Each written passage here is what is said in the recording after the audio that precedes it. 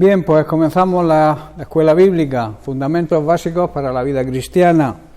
Y estamos en la lección 7, que se titula ¿Quiénes somos y qué tenemos en Cristo? Ya llevamos varias semanas con esta lección. Y quiero hacer un corto resumen para coger el hilo y ponernos al día. Cuando nos convertimos, recibimos una nueva vida, somos una nueva creación en Cristo. Lo viejo quedó atrás, hemos sido renacidos por el Espíritu Santo. Además de recibir esa nueva vida, entramos en una nueva relación con Dios, el Padre, porque nos adopta como hijos, y entonces la relación es diferente, es una relación de padre a hijo, de familia. En esa nueva relación con Dios, esto conlleva y significa que hemos sido transformados de gloria en la misma imagen, y esto lo hace la obra del Espíritu Santo. Y de ahí la necesidad de la santificación. Cristo nos santifica con su muerte y nos compromete a nosotros a vivir en santidad, apartados, dedicados y consagrados al uso sagrado de predicar el Evangelio. Otra consideración es, como hemos dicho, hemos sido transformados en la imagen. O sea, la gente tiene que ver en nosotros que somos diferentes. No pueden ver la misma imagen de antes de convertirnos. Por eso dice que hemos sido transformados en la misma imagen. Hemos sido internamente, pero también externamente se nos ve, porque la forma de actuar, de movernos, de hablar, tiene que ser imitando a Cristo. Eso es lo que la gente tiene que ver, la transformación de nuestra imagen. Hermanos, cuando miramos y reflejamos a Cristo, el Espíritu Santo nos transforma y nos lo hace a su misma imagen, a la imagen de Cristo. Pero la pregunta es, ¿cómo podemos mirar a Jesucristo? Para poder ver a Jesucristo, no a un Jesucristo histórico que todo el mundo conoce por la historia, por los libros, por la Biblia, que incluso sin creer se conocen las andanzas y la vida de Jesucristo, sino a un Cristo glorificado y resucitado. Para eso, para poder verle, necesitamos la revelación del Espíritu Santo. Poníamos ejemplos de cómo a Jesús, después de resucitado, no lo conocían hasta que Él se daba a conocer, hasta que Él se revelaba. Recordad los que iban camino de Maús, que no lo conocieron y fueron un buen trecho con Él hablando. Cada vez que el Señor se presentaba a alguien de entrada, después de resucitar, no le conocían, pero Él se les revelaba. Por eso es necesaria, para conocer a un Cristo resucitado y glorificado, es necesaria la revelación. Cuando Cristo resucitó, como he dicho, nadie le reconocía hasta que Jesucristo hacía algo y entonces era revelado y lo conocían. Debemos pedirle a Dios también sabiduría espiritual para que nuestros ojos sean abiertos, nuestros ojos espirituales, y podamos percibir y crecer en el conocimiento de Dios cada vez más. Esa revelación no es de golpe, es progresiva, o sea, va creciendo cada día.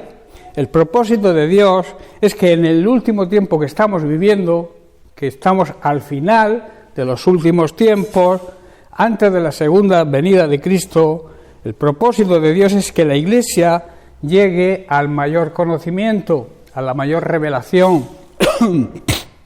Y esto se consigue conociendo cada vez más a Jesucristo, meditando en su palabra, y así seremos más llenos del Espíritu Santo, y el Espíritu Santo producirá en nosotros el derramamiento de sus dones. Sin ese conocimiento, hermanos, jamás se va a producir ese gran avivamiento que todos esperamos, ese gran derramamiento final del Espíritu Santo. Y la pregunta que surge, ¿están viendo a Jesús en nosotros? Si buscamos al Señor y le miramos y reflejamos, el Espíritu Santo nos va a transformar y nos dará más y más gloria. Es decir, seremos transformados, como hemos leído, de gloria en gloria, hasta llegar a tener la misma imagen del Señor, y los demás podrán ver a Jesús en nosotros. Este proceso nos llevará a disfrutar de lo que la Biblia llama la gloria después, final, la gloria postrera. Y ese último gran derramamiento del Espíritu Santo, qué gran privilegio poder participar, ¿verdad?, de ese gran derramamiento, de ese gran avivamiento que está por llegar. Por tanto, las personas que nos rodean deben ver la transformación que hemos sufrido en nuestra propia imagen. No pueden, como he dicho, seguir viendo la imagen anterior que teníamos antes de convertirnos. Deben ver la imagen de Cristo. Ahora, entramos en la siguiente consideración. Somos crucificados con Cristo. ¿Qué significa eso? Pues vamos a analizarlo. Pablo en Gálatas 2, versículo 20 nos dice: con Cristo estoy juntamente crucificado, y ya no vivo yo, sino que vive Cristo en mí, y lo que ahora vivo en la carne, lo vivo en la fe del Hijo de Dios, el cual me amó y se entregó a sí mismo por mí. Hermanos, nuestro antiguo yo, nuestro egocentrismo, nuestro egoísmo, fue crucificado con Cristo. Ya no vivimos nuestra antigua y egoísta manera de vivir, sino que vivimos para Cristo, porque Él vive en nosotros. ¿Estáis entendiendo? Al vivir Cristo en nosotros, nosotros vivimos para Cristo. Así que ahora vivimos en un cuerpo, digamos, terrenal, pero confiando en el Hijo de Dios que nos amó y se entregó a sí mismo por nosotros. En otras palabras, somos participantes de la muerte de Cristo. Ser participante de la muerte de Cristo significa crucificar nuestra antigua y pecaminosa manera de vivir. Significa hacer morir y resucitar a una nueva vida, a esa vida plena y auténtica que Jesús nos ofrece y nos promete, porque así entenderemos lo que significa realmente su muerte y su resurrección. También Pablo en Gálatas capítulo 6, versículos 14 y 15 nos dice: pero lejos de mí esté gloriarme, sino en la cruz de nuestro Señor Jesucristo, por quien el mundo me es crucificado a mí y yo al mundo. Pablo nunca se jactó de otra cosa que no fuera lo que ocurrió, no en la cruz, sino lo que ocurrió en una cruz, o sea, el sacrificio de nuestro Señor Jesucristo. Y por eso dice: debido a esa cruz, mi interés, el interés por este mundo, por lo que este mundo nos ofrece, fue crucificado, y también el interés del mundo por mí también ha muerto. Cuando nosotros nos declaramos cristianos, cuando nosotros confesamos a Cristo con valentía, el mundo, el sistema mundano como que nos deja de lado.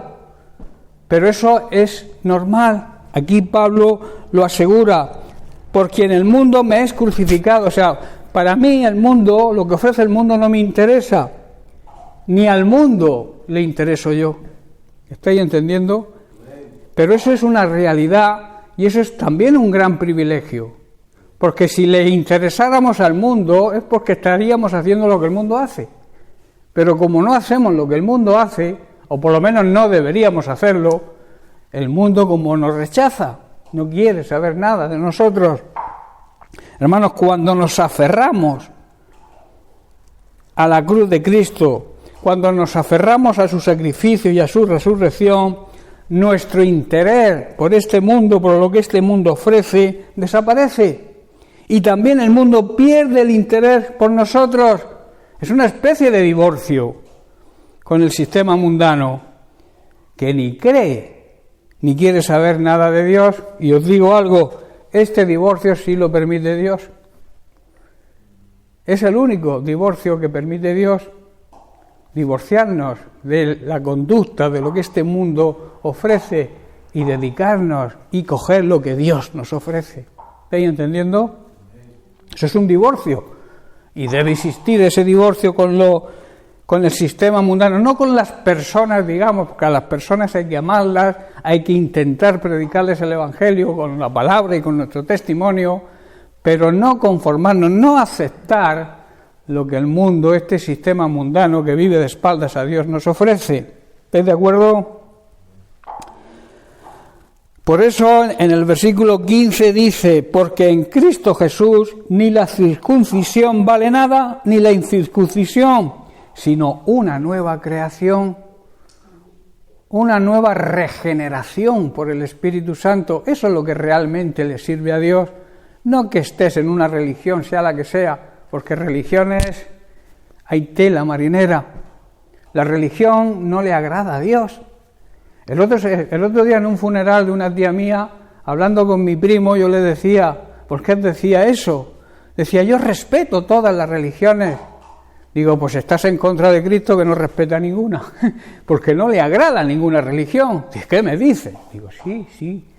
A Dios lo que quiere es una buena comunión con sus hijos, una buena relación de intimidad, ese deseo de estar en su presencia, de buscarle, de pedirle ayuda, de esa comunión de un padre con un hijo. Eso es lo que realmente le agrada a Dios, no las religiones, no la liturgia, no las cosas que hacemos externamente para intentar ganarnos el reino de Dios, cuando el reino de los cielos se gana por lo que Jesucristo hizo, no por mis méritos, ni los tuyos, por los méritos de Cristo. Y entonces cuando yo acepto a Cristo como mi Señor y Salvador personal, lo que Cristo hizo se hace patente en mi vida.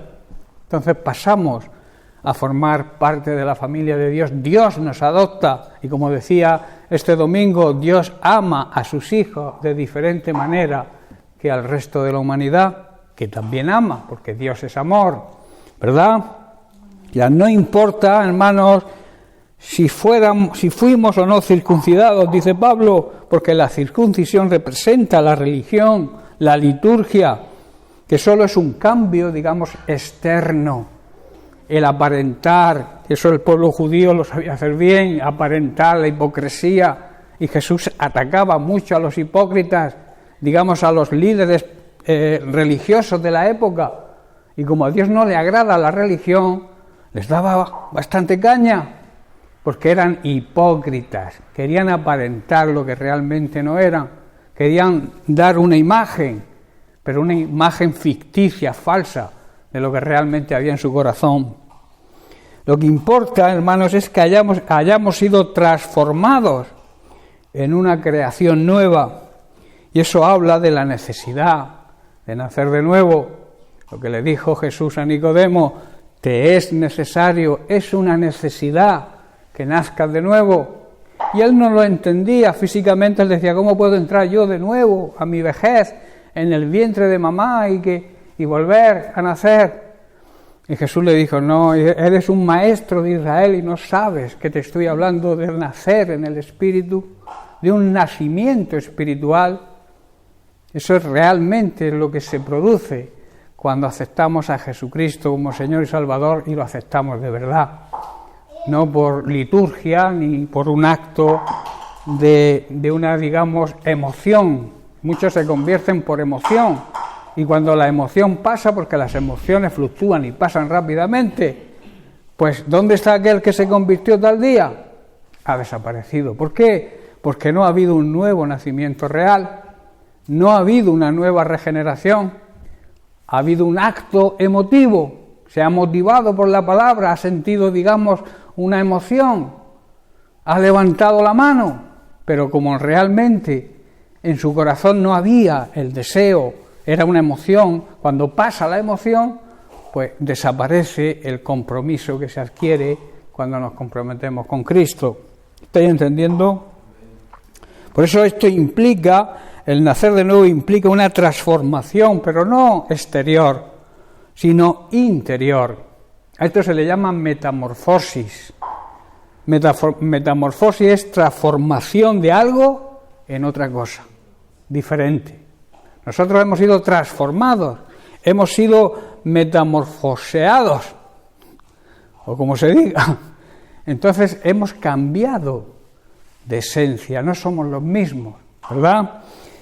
La metamorfosis es el cambio que experimentan muchos animales durante su desarrollo y que se manifiesta no solo, digamos, en la variación externa, sino también un cambio en las funciones. Quitarle lo que hace ruido, por favor, porque darle algo que no, una esponjita o algo que no haga ruido. Como digo, la metamorfosis es un cambio no solamente en la forma externa, sino también un cambio en las funciones y en el género de vida, o sea, un cambio de manera de vivir. Y el ejemplo más claro lo tenemos en la transformación que sufre un gusano que se convierte por un tiempo en crisálida y luego nace el nuevo ser, la mariposa. La mariposa no lleva la misma vida que el gusano. La mariposa no se alimenta de hojas ni de barro como lo hace el gusano, cosas de poco valor. La mariposa vuela y se alimenta de polen y néctar de las flores, que son cosas de gran precio, de gran valor.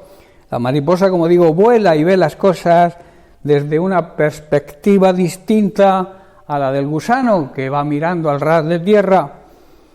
Espiritualmente hablando, la metamorfosis simboliza el nuevo nacimiento, un cambio que se experimenta y que hace a alguien cuando conoce a Cristo.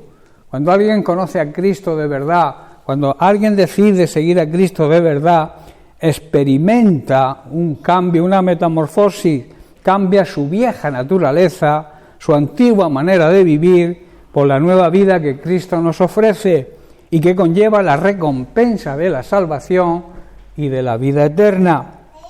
El Evangelio de Jesucristo, la palabra de Dios, siempre obliga a una decisión de nuestra voluntad, la decisión de decidir permitir ser transformados por el poder del Espíritu Santo. Y esa transformación nos hace nuevas personas y por tanto tenemos una nueva vida. Comienza desde que nos convertimos una nueva vida llena de la bendición de Dios. Y esto debe ser una decisión tajante de cambiar de manera de vivir. Y esto significa morir al pecado. Cuando la persona ha sido transformada por el Espíritu Santo, ha sido regenerada en una nueva persona, esto significa que esa persona muere al pecado. También significa que se recibe una nueva identidad, la de ser hijos de Dios con sus derechos, porque todos los hijos tienen derecho, ¿verdad? Tienen derecho a ser cuidados por los padres de pequeños, ser protegidos durante toda la vida y luego al final son acreedores a la herencia de los padres. Pero también los hijos tienen obligaciones. Adquirimos derechos, pero también obligaciones. A veces nos gusta, digamos, los derechos, tomar lo que Dios nos ofrece, pero no la obligación, que los hijos también están obligados. Y la obligación es un mandamiento que Dios nos dejó, ir y predicar el Evangelio. Primero transformados, primero dejar que el Espíritu Santo os regenere y después a predicar el Evangelio. Es nuestra obligación, es nuestro deber, es nuestra misión. Si no lo hacemos estaremos incumpliendo lo que el Señor nos ordenó poco antes de partir. Hay dos tipos de personas en este mundo: los muertos por el pecado y los que han muerto al pecado. La humanidad se compone de esos dos grandes, digamos, tipos de personas: los muertos, los que mata el pecado, y los que han matado al pecado. ¿Estoy comprendiendo? La decisión, por tanto, es una decisión personal. Cuando morimos al pecado, se adquiere el privilegio y también la responsabilidad de ser discipulados, o sea, enseñados. Para eso Jesucristo instituyó los 5 ministerios, para la edificación, el crecimiento del cuerpo de Cristo, su iglesia. Pues cuando se nace, ¿qué ocurre cuando un bebé nace?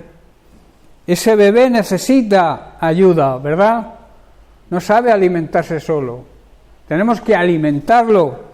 Pues también cuando se nace en una congregación, cuando se nace a la nueva vida en Cristo, se necesita ayuda para poder alimentarse. Y esa es la obligación, digamos, de la familia. Todos somos una familia y en la familia, digamos, natural, los hijos ayudan a papá y a mamá, los hermanitos del que nace le ayudan a que ese niño vaya creciendo y vaya aprendiendo a desenvolverse por sí solo. ¿Estáis comprendiendo? Pues en la Iglesia de Jesucristo ocurre lo mismo. Cuando nacemos de nuevo, la Iglesia tiene la responsabilidad, cuando alguien nace de nuevo dentro de la congregación, de cuidar, y los ministerios que Dios ha puesto en la congregación también tienen la obligación de discipularlos, de enseñarlos, para que puedan alimentarse espiritualmente y crecer correctamente, porque hay un peligro, que si desde pequeño se le enseña algo mal, eso va creando, hay algo que va creciendo. Por eso la necesidad de buscar buenos maestros, buenas congregaciones, donde se predique la verdadera palabra de Dios, porque de lo que vayas recibiendo desde bebé, va a ser tu futuro cuando seas mayor, espiritualmente hablando. ¿Estáis entendiendo? La necesidad de ser discipulados y bien alimentados para poder crecer correctamente. Para eso es necesario también una actitud y un deseo de ser discipulado, un deseo de aprender. Por eso yo decía antes de empezar que en la escuela bíblica se apuntaron cerca de 40 y habemos bastante menos de la mitad. ¿Por qué? Porque no existe ese deseo, ese hambre de ser discipulado para ir creciendo correctamente. Y claro, luego viene por ahí cualquier fantasmilla, cualquier doctrina falsa, y son engañados y caen, se equivocan porque no han adquirido conocimiento, porque no han querido comprometerse a ser discipulados. ¿Estáis entendiendo? Hay una necesidad de toda la Iglesia de ir aprendiendo. Hay personas que se creen que lo saben todo y les preguntas 4 cosas fuera de contexto, del contexto que ellos tienen, y te das cuenta que no saben nada. ¿Por qué? Porque no quieren aprender. Porque por otro lado, cuando se aprende, se adquiere un compromiso de enseñar. Si yo no sé, pues no hago la gran comisión, no le predico a nadie porque no estoy preparado. Esa es la excusa que se pone. No estoy preparado. Pues acude a las enseñanzas que te dan en la congregación. Acude a tus digamos, cobertura espiritual y busca ser discipulado para que aprendas cómo evangelizar, que es nuestro trabajo como Iglesia. ¿Estáis entendiendo? Pero como he dicho, esto es una decisión personal. Y esa decisión tiene 2 alternativas. Decirle a Dios en cuanto a estos 2 tipos de personas que he dicho, los muertos por el pecado y los muertos al pecado, tenemos 2 alternativas. La primera es decirle al Señor que no quiero morir al pecado, quiero seguir como estoy viviendo, me complace vivir como estoy viviendo, aunque me llame cristiano. Y la segunda es decirle al Señor y decírselo en intimidad: Señor, me cueste lo que me cueste, decido seguirte, decido identificarme con tu muerte, sacrificando mi vieja naturaleza, dejando el pecado, crucificando mi vieja manera de vivir en la cruz. Eso es lo que está diciendo Pablo, que vamos a repetir ese versículo de Gálatas 2:20. Debemos seguir el ejemplo de Pablo. Sus palabras fueron: con Cristo estoy juntamente crucificado. Está diciendo eso. Mi vieja manera de vivir, mi egoísta y mala manera de vivir fue crucificada con Cristo, y ya no soy yo, ya no vivo yo, sino vive Cristo en mí. Y la gente ve a Cristo en mí, y Cristo nunca pecó ni engañó a nadie. ¿Cómo van a ver a Cristo en nosotros si vivimos en pecado? Es imposible. Y a veces queremos ser más papistas, que suelo decir yo, que el Papa, o tener más amor que el propio Dios, cuando predicamos sobre las consecuencias del pecado. El pecado trae maldición. Y el pecado nos impide reflejar a Cristo, porque Cristo ni pecó ni engañó nunca a nadie. Cuando tú vives en pecado y le predicas a alguien el Evangelio, estás engañándole, porque no estás siendo ejemplo. No sé si me hago entender. Si tomamos la sabia decisión, hermanos, de seguir a Cristo en ese momento y actuamos en fe, estamos confiando en lo que Cristo hizo en la cruz y en el poder que hay en su resurrección.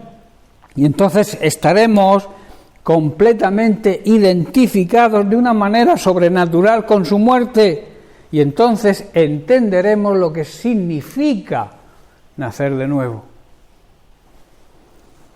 A partir de ese momento sentiremos el deseo de ser discipulados y de recibir la capacitación necesaria para ese cambio de vida y sobre todo la capacitación para obedecer la palabra de Dios. Lo que se trata, digamos, en el discipulado es enseñar a la gente, no solamente enseñarles la palabra de Dios, sino enseñarles, capacitarlos para obedecer.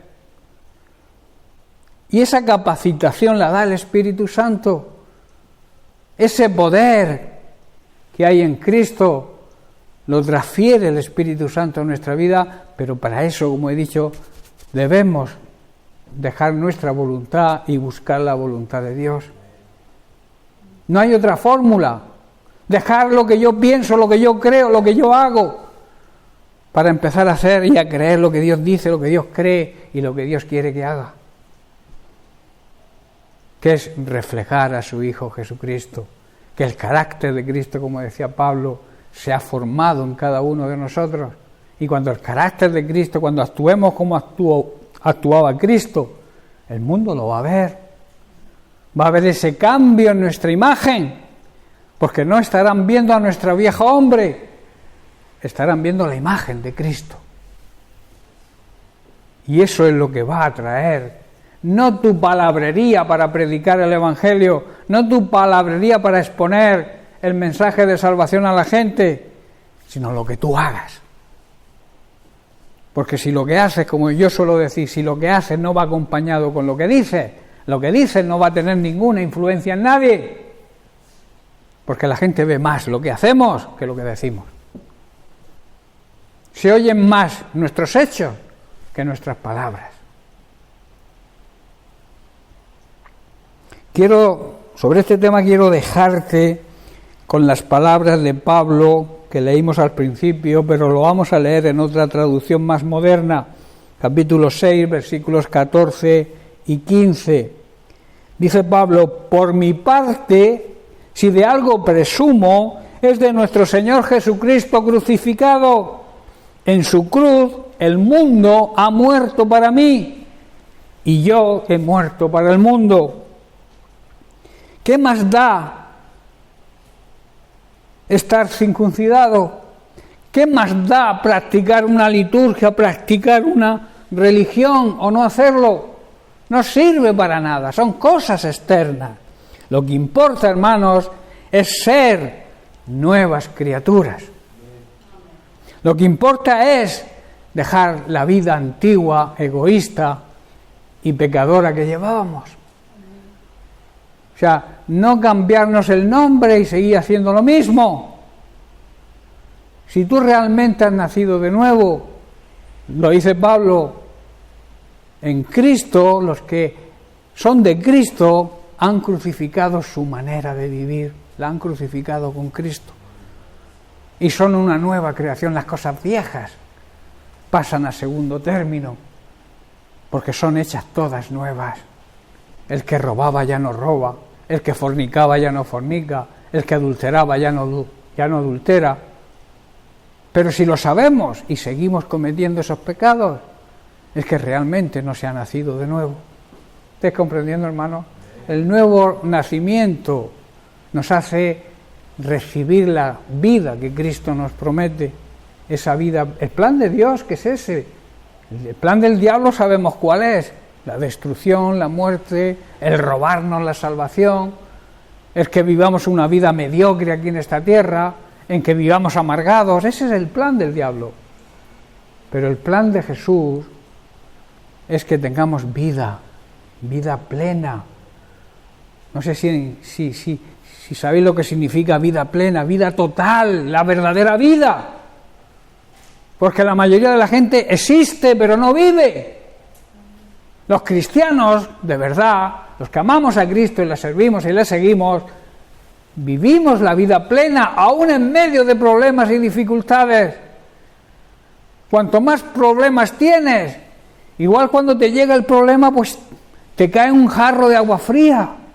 Pero luego piensas quién está a tu lado y el que te dice: no te dejaré ni te desampararé. Contigo voy a estar todo el tiempo. Por muy grandes que sean los problemas, tú recurres al mensaje del Evangelio, tú te vas a la palabra de Dios y ese jarro de agua fría se convierte en fuego del Espíritu Santo. Pero para eso tenemos que vivir la vida que Cristo nos exige, que Cristo nos demanda. Y entonces empezaremos a vivir la vida eterna aquí. Los creyentes debemos vivir la vida eterna aquí, empezar a vivirla aquí y luego tener la plenitud de esa herencia incorruptible que nos espera en el cielo, que está guardada, está protegida en el cielo para nosotros. Qué gran promesa, ¿verdad? ¿Qué importa lo que perdamos aquí en esta tierra si todo se va a quedar? No nos llevamos nada. En la tumba no cabe nada, no puede llevarse nada. No hay sitio. ¿Por qué tanta lucha, tanta pelea, tanta avaricia, tanta codicia, tanta envidia por conseguir bienes materiales que al final se van a quedar aquí? Hay que mandar tesoros al cielo. Mira, mi padre lo enterramos el año pasado y ya se llevó nada. No se llevan nada. Te pasas la vida luchando, trabajando, esforzándote. Y al final, cuando el Señor te llama, es que cuando el Señor te llama a su presencia no le puedes decir que no. No, pues no, espérate que todavía no estoy... No, es que el Señor te puede llamar en cualquier momento. Y ya que, como decía la parábola del joven rico, o del hombre rico, que se vanagloriaba de lo que había conseguido, de los frutos que había dado su tierra, sus terrenos fértiles, ya no le cabían en los graneros, tenía que ampliar los graneros, y se vanagloriaba y regocíjate, vive, disfruta la vida. Y el Señor le dice: necio, si ahora Dios te pide tu alma, viene a por tu alma, ¿qué vas a hacer con todo? ¿Qué vas a hacer? Acumula tesoros en el cielo. Allí ni la polilla ni el óxido lo van a estropear, ni los ladrones van a poder robarlo. ¿Por qué? Porque los ladrones, no hay en el cielo ningún ladrón. Los ladrones no entrarán en el reino de los cielos. Aquí sí nos pueden robar, y el diablo nos puede robar incluso la salvación. Pero en el cielo, cuando estemos allí, será la plenitud total de esa vida plena y abundante que todos deseamos, pienso yo, ¿no? Y que, como digo y repito siempre, debemos empezarla aquí. Lo que importa, como he dicho, realmente es ser nuevas criaturas, nuevas personas, con una nueva manera de vivir la vida que Cristo nos da y nos ofrece. Vamos a entrar en la siguiente consideración, aunque no va a dar tiempo para terminarla, pero vamos a ir avanzando. Al ser participantes de su muerte, que es el punto que hemos tocado, nos hacemos participantes también de la naturaleza divina. Dios quiere que participemos de su naturaleza divina. O sea, que la naturaleza de Dios nosotros podamos disfrutarla. ¿Estáis entendiendo? Ser participantes de la naturaleza divina. ¿Qué significa eso? El apóstol Pablo, en su primera carta, les dijo a los creyentes capítulo 1, versos 18 y 19, dice: sabiendo que fuisteis rescatados de vuestra vana, inútil manera de vivir, la cual recibisteis de vuestros antepasados, de vuestros padres, no con cosas corruptibles como oro o plata, sino se pagó con la sangre preciosa de Cristo ese rescate, como de un cordero sin mancha y sin contaminación. Hermanos, Cristo, cuando nos convertimos, nos redimió. Redimir significa comprarnos de nuestra esclavitud, sacarnos de la esclavitud en que vivíamos, en esa manera mala de vivir, y lo hace pagando un gran precio. Nosotros recibimos la salvación gratis cuando aceptamos a Cristo, pero eso no significa que no costara un precio.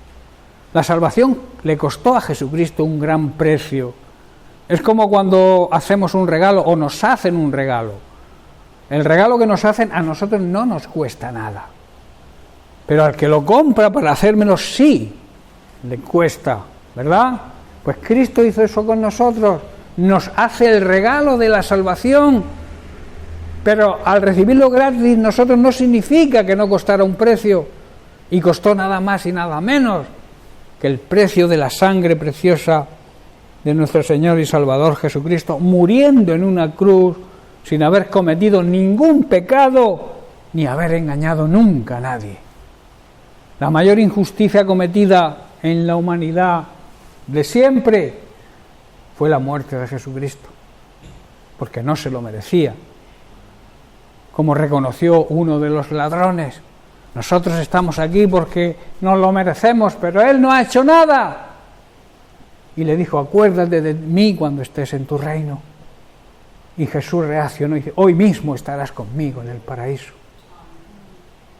Por eso es tan importante el último segundo quizá de nuestra vida. Por eso yo no juzgo a nadie, ni condeno a nadie, puesto que en el último segundo de nuestra vida tenemos la capacidad de hacer lo que hizo este malvado ladrón, arrepentirse.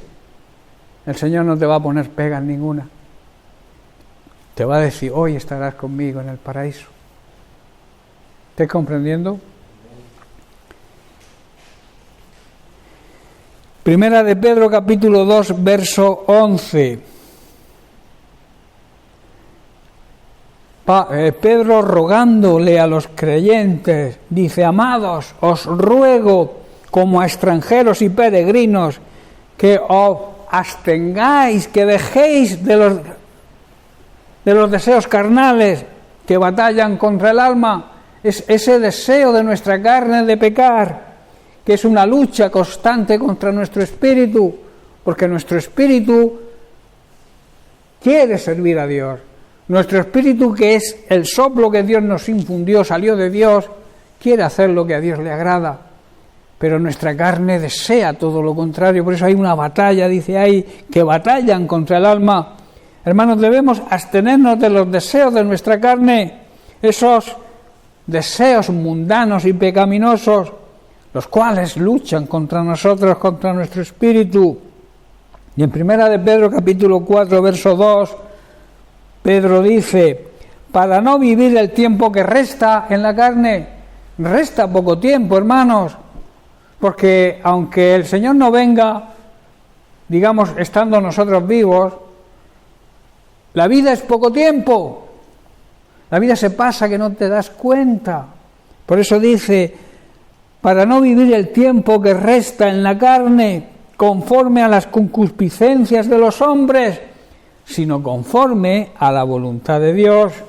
No vivir en la carne, no vivir en los deseos de las personas que no creen, y no pasar el resto de nuestra vida siguiendo sus propios deseos, sino que estar ansiosos y deseosos de hacer la voluntad de Dios.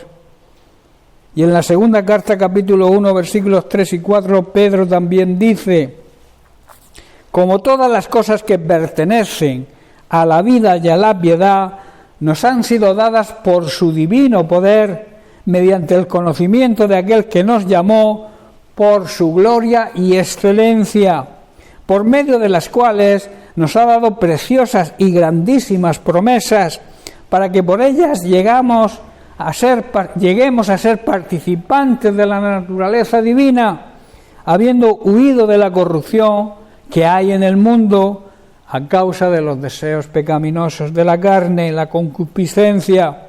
Debido, hermanos, a su gloria y a su excelencia, Dios nos ha dado grandes y preciosas promesas. Estas promesas hacen posible que nosotros podamos participar de la naturaleza divina y que escapemos de la corrupción del mundo causada por los humanos pecaminosos. En su segunda carta, Pedro revela la energía y la fortaleza que da capacidad de escapar de esa corrupción, así como el resultado del escape. La energía, la fortaleza, nos la transmite Cristo, porque Cristo es el pan de vida.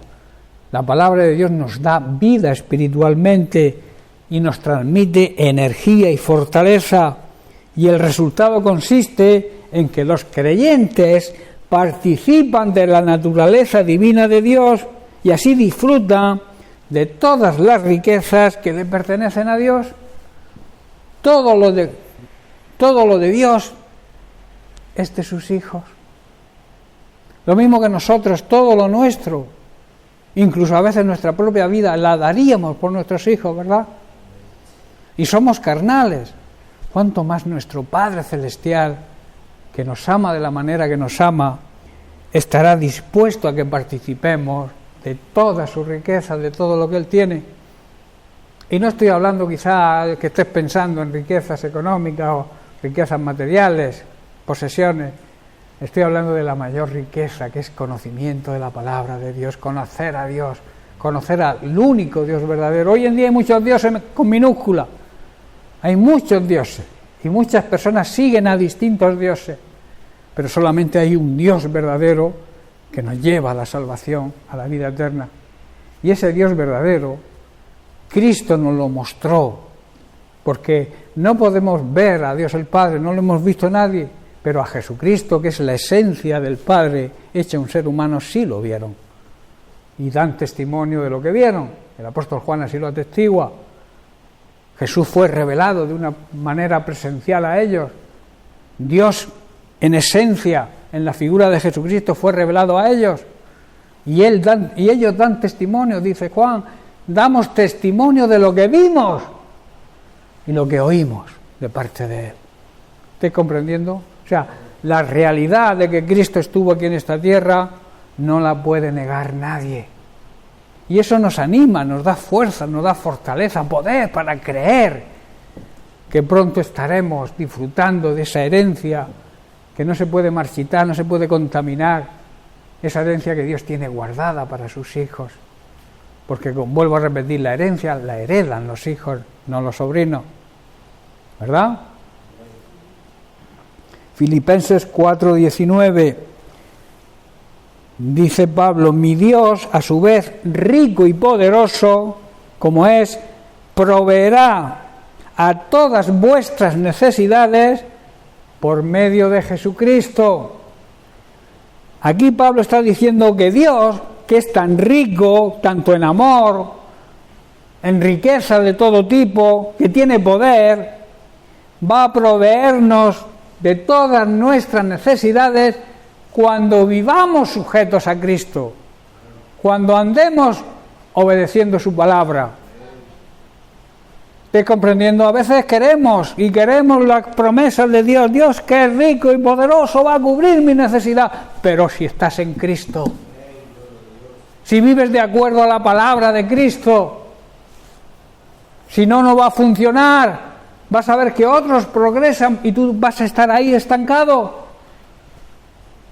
Porque hay una necesidad para que las promesas de Dios se cumplan en nosotros, para que esa herencia que Dios tiene para sus hijos se cumpla, y es precisamente ser hijos, y hijos obedientes.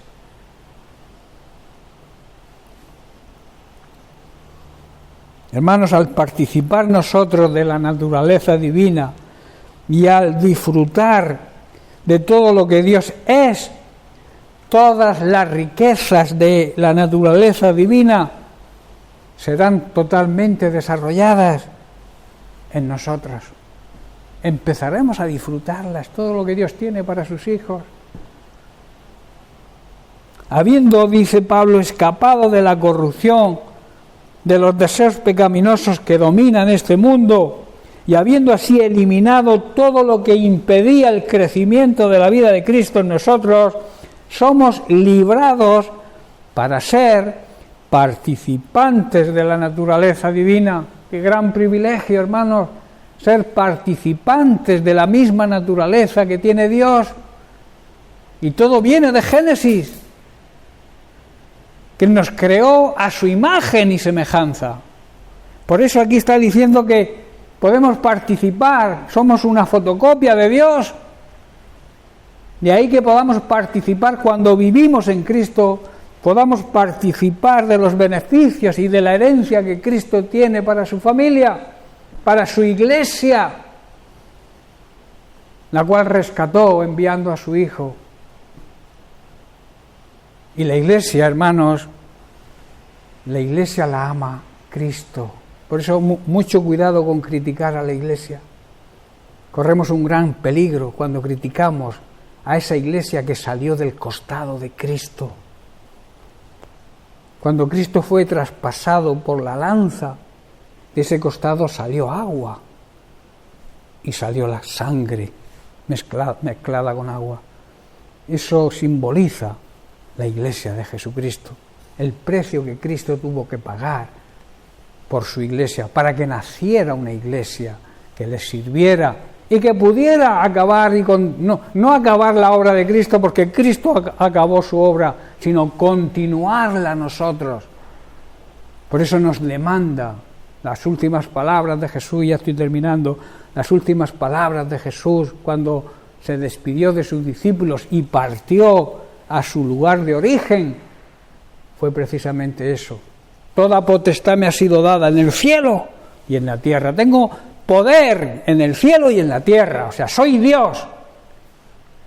Y ese poder os los transmito a vosotros y por tanto tenéis que ir y hacer discípulos a todas las naciones, predicándoles el evangelio de salvación, predicándoles el plan de salvación y enseñándoles a crecer espiritualmente.